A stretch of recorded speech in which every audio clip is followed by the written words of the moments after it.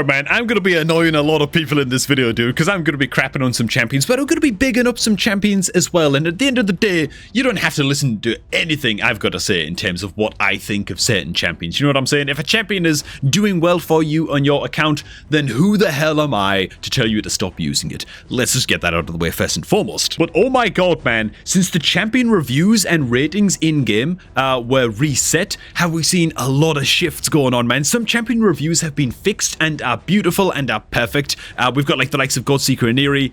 5 out of 5 Sand Devils, exactly what she deserves, right? Perfect. We've got the likes of Val the Destroyer, who had crap in-game reviews before the reset because you get him like quite late on from, I think, secret rooms in hard mode Doom Tower, and you got him so late on that people were annoyed by that, and so they review bombed him, whereas now he's finally getting the respect that he deserves in Hydra Clan Boss. Fantastic. And then there's the likes of Elfguard, an uncommon champion that got me through normal mode Doom Tower for the very first time, even just at level 40 by helping me kill my way through Scarab King. She's only got one review just now. What do you think she's been reviewed, boys? Oh my god, people are already sabotaging, dude. I don't know what a 5 for Demon Lord cracks me up every time, man. She's also got herself a 5 for Chimera for no reason. And even though it's only one rating, it just shows how things can go askew very, very quickly, man. So I'm going to be honing in on a couple champs here. We got to start off with the most obvious one. Good old Gallic. Oh, man. Get ready for the video to get dislike bombed by the cult of Gallic. You know what I'm saying? This is not a very good champion, man. Probably the weakest starter champion by a significant margin, I want to say, right? He's got a double hitter on his A1, which isn't bad. Like, that's actually quite lovely. Might actually be the best part of his kit. His A2 is an attack all enemies, extra 15% chance of inflicting a crit. Lovely. Place increased speed buff on himself for a couple of turns. A fine A2. Not quite as good as the likes of Kills, which gives him some 10 meter fill. Or maybe you could say it's about parallel to Kills. Whatever, right? The A3 is where things all fall apart, right? It's an attack 4 times at random, has a chance of placing weak version of decreased defense debuff for a couple of turns.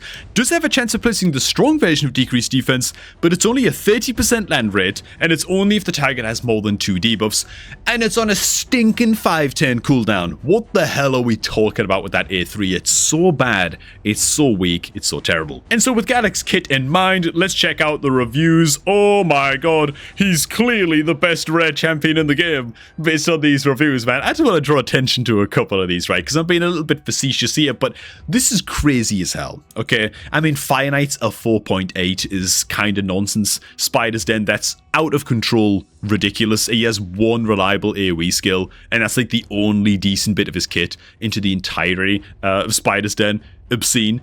Demon Lord, though, is absurd, right? A 4.7 on Demon Lord. What's he actually bringing to Demon Lord? I mean, I guess the strong version of decreased defense, which you can probably get off quite reliably against Demon Lord, but it's on a 5-turn cooldown. Like, it's absurd. 4.7. Well, apparently he's one of the best Demon Lord rares in the game, I suppose. Let's compare his Demon Lord rating, which is 4.7, to Kill. Okay, so where's the Kill reviews at there? They are, what's Kill? Oh god, he's just, apparently Gallic is just as good as Kill the Poison Champion into Demon Lord Clan Boss. Can you see what I'm saying here, man? I don't know what the hell it is. I don't know if the Gallic enjoys out there are just straight up lying about the reviews, that they're trying to convince themselves, oh, Gallic is good, man, he's better than people think, you know, blah, blah, blah. They've got like hipster-aritis or something going on, which, you know, I get a case of every now and then with certain champs, so I know where you're coming from, but goddamn, dude, like these reviews for Gallic, I can't. Hey man, speaking of starter champions and creating new accounts and all that good stuff, if you're looking to create a new raid account in 2025, make sure to use my beginner promo link, which is down below at the top of the video description box, man. Click that link, use it to create a new raid account, and you're going to get yourself 4 free champions, including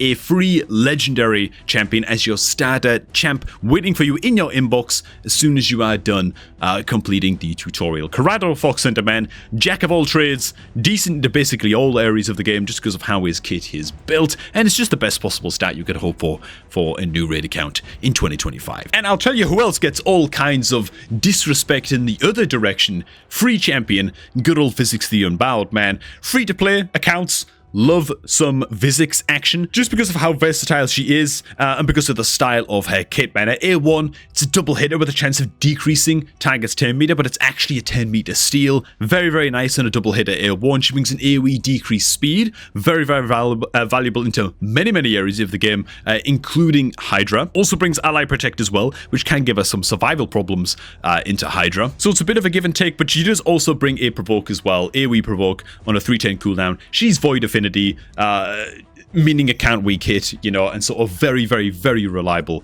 3-turn cooldown AoE Provoke. And so how is she rated, man? 4.6 in Hydra? I mean, probably fair. 4.6, 4.7 is, I guess, what I'd say, just because she can be tough to keep alive into harder difficulties of Hydra.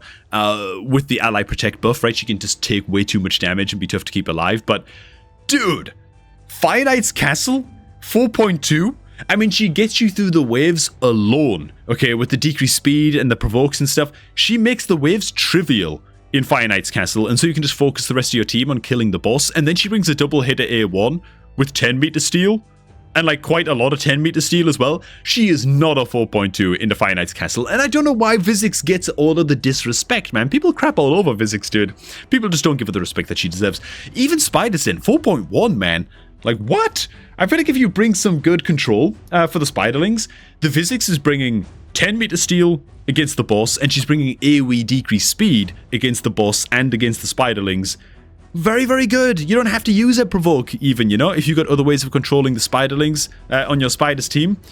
She's just very solid into Spider's Den. A 4.1 feels a little bit nuts. Next up, we've got Wixwell, and just a little bit of a gripe with Vaultkeeper Wixwell. He is the best Demon Lord Clan Boss team champion in the entire game. That's it. Nobody can convince me otherwise, simply because the rest of the team you can build around Vaultkeeper Wixwell is completely free to play, campaign farmable rares and that kind of thing. Very, very easy to build, and you can one-key Ultra Nightmare Clan Boss as soon as you got Wixwell on your account. It's that easy. He should be a 5. For some reason, he's a 4.9. Minor gripe, but come on, man. If Wixwell isn't a 5 in Demon Lord Clan Boss, then no champion should be a 5 in Demon Lord Clan Boss. Next up, and this one's gonna ruffle some feathers, man. This one's gonna get on some people's nerves because He-Man is a premium champion. You had to spend in order to get He-Man. Or get very, very lucky with Prism Shard pulls, which, you know, you probably spent for those as well, to be fair. And again, I'm just a talking head on YouTube, right? Like, who the hell am I, you know, to tell you that you're overrating He-Man? But at the end of the day, He-Man's kit, he just kind of hits things really hard. He's got a couple of single target hitters. His A2 at least ignores Stone Skin buffs, so great. Also, if he gets a kill, it fills 10 meter of allies by a whole bunch. Lovely, you know, buffs himself with increased attack. It's a lovely little layer too, man. Huge, huge smack of damage. On his A3, well, it's another big smack of damage. Damage inflicted by this skill on an attack all enemy skill, by the way. Damage inflicted increases by 10% for each buff placed on this champion before this skill is used, stacking up to just a quadrillion. Just unbelievable how hard this thing hits. I love this champ, by the way. Amazing. He hits for like 500,000 in Tag Arena on an AoE skill. I can't whine at all, you know. I've had a hell of a lot of fun building out He-Man, and it's been awesome. That said, his kit is just damage. He's kind of like King Garog. He just hits things real hard. I mean, King Garog has a stun on his A1, but just pretend that that doesn't exist for a second. He just hits things very, very hard. He-Man is like 4 King Garogs in one champion. In terms of damage, which is kind of like as much an indictment of King Garog as it is, you know, bolstering up He-Man. But he is just damage. He doesn't bring anything else to the table. He's not bringing decreased speed or hex debuffs or anything else like that. His reviews, on the other hand, you think this guy just had AoEs on every single skill, was placing hex, was placing block buffs, all of that stuff, you know. His Hydra ratings are 4.9. Is he that good into Hydra? Does he hit that hard to compete with, like the Newts and the Wallmaster Athorians? Like, is he that kind of damage dealer that can afford to bring no utility into Hydra, no debuffs at all, and he just hits hard enough that he still deserves a 4.9? Maybe. I haven't actually test run him that much into Hydra myself. When I did, I kind of felt like I could just do a lot better by like throwing, you know, HP burners in there and stuff like that.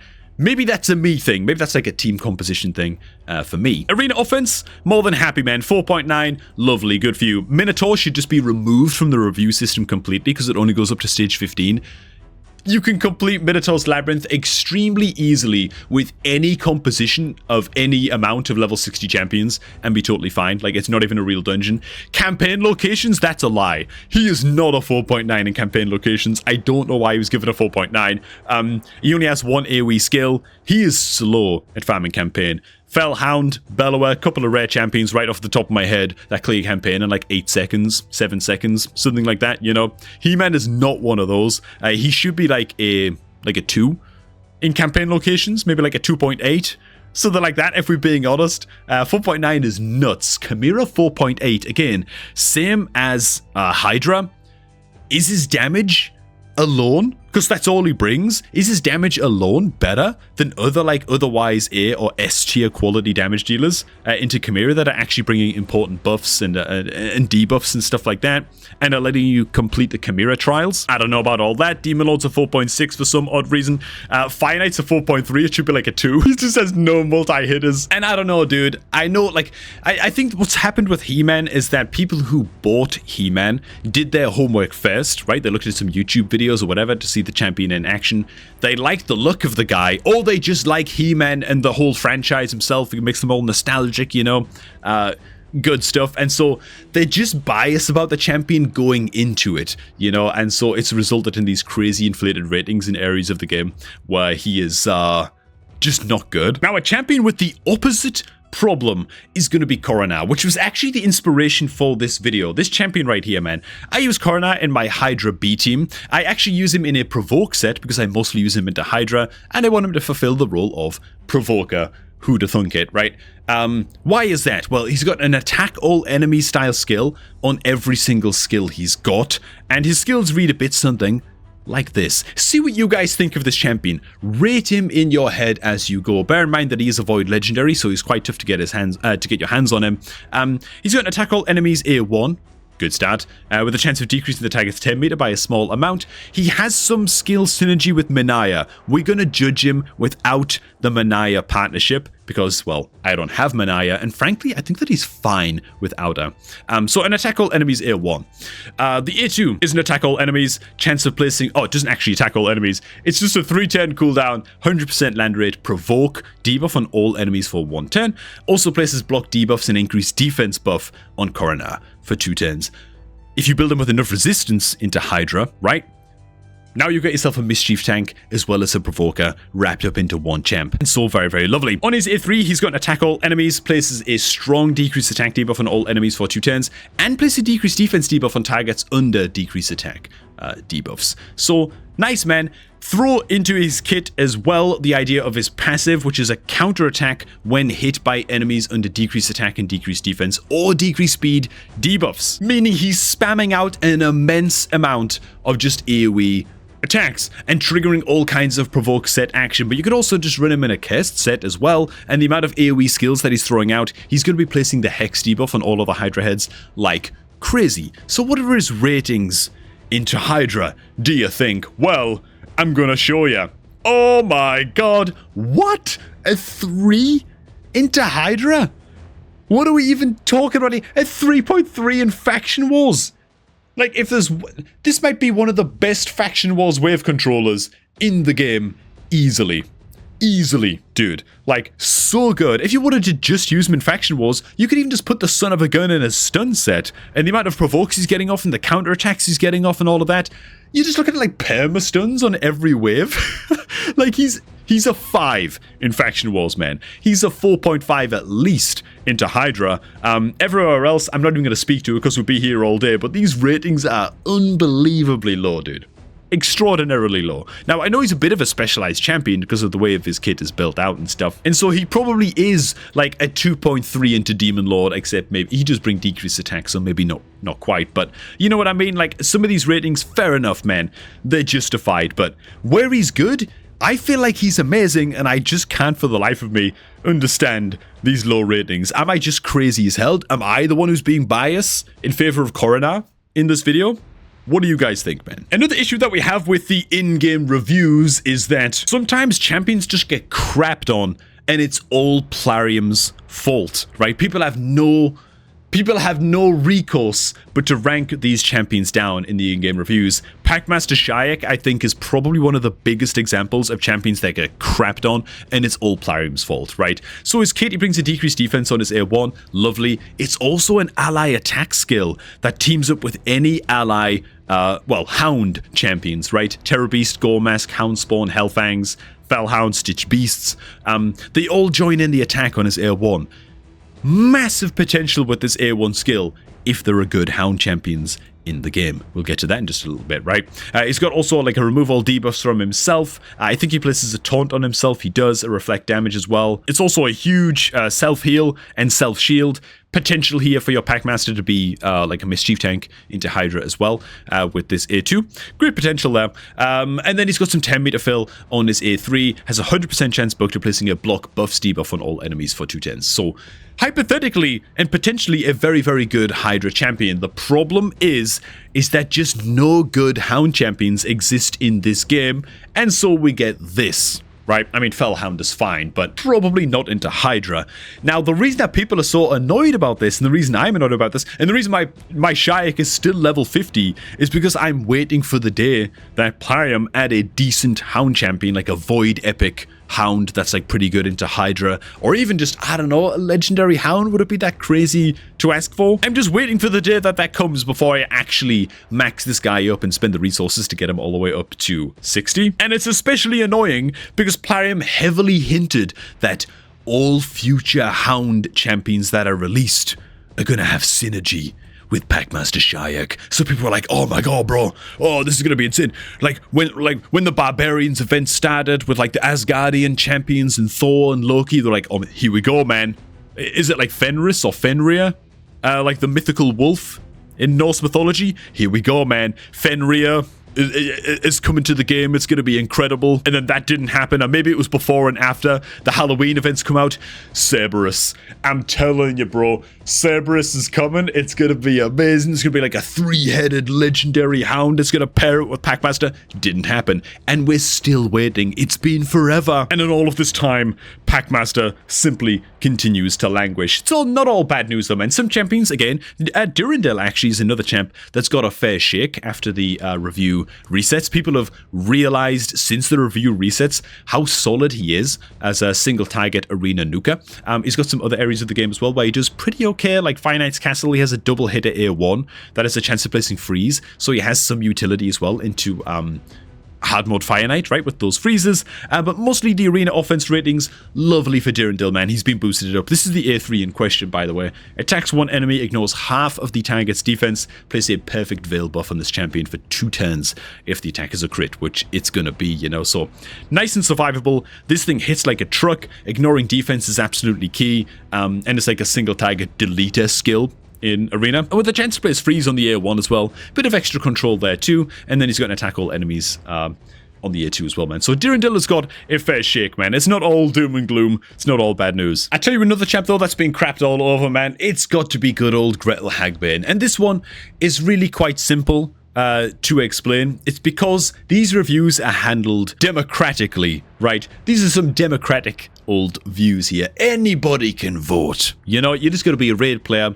and you've got your right to vote, right? Of the people, by the people, for the people, right? The problem is the people are really not being that fair with good old Gretel Hagbane. So Gretel has an A1 that places a decreased defense debuff at like a 75% land rate. Not too bad. Quad hit at A2 that ignores a little bit of the target's defense. Not too bad. If this attack kills an enemy, reset the cooldown of this skill and fill head 10 meter by 50%. Very, very nice. And then on the A3, it's an attack all enemies, decrease the 10 meter of all enemies by 25% on a 310 cooldown. Also got all kinds of bonuses and stuff if Hansel is also on the same team. It will decrease 10 meter by 50% instead, and the effect can't be resisted.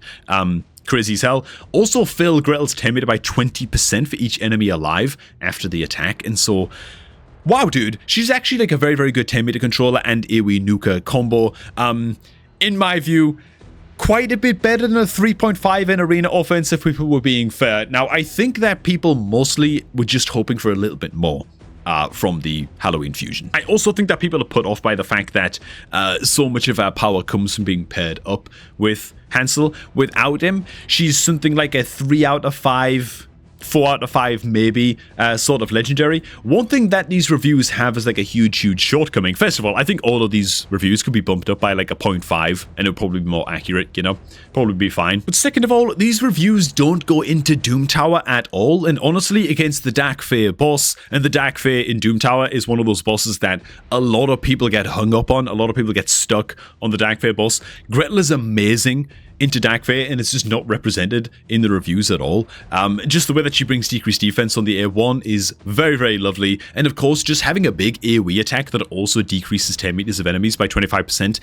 The 10 meter decrease is going to affect the Dark Fae boss as well as all of the mirror image summons that the boss creates. It's just a great skill to have, and honestly she's a very solid champion into that Dark Fae boss. To be fair, man, now that I look at the reviews, I kind of feel like, I mean, could we just get rid of campaign locations as a review area? I guess not. There's some champions that specialize there, so maybe it's not fair to get rid of that. But Minotaur's Labyrinth, the son of a gun dungeon only goes up to stage 15. Plarium should make it like go up to stage 25. Screw it, and then I trust in the reviews, and fair enough. But Minotaur's Labyrinth is a worthless place to leave champion reviews, because any combination of level 60 champs can be smashing through stage 15 Minotaurs. Like it's ridiculous. I almost feel like the magic keeps as well could just be completely removed from the rewards track. They only go up to stage 20.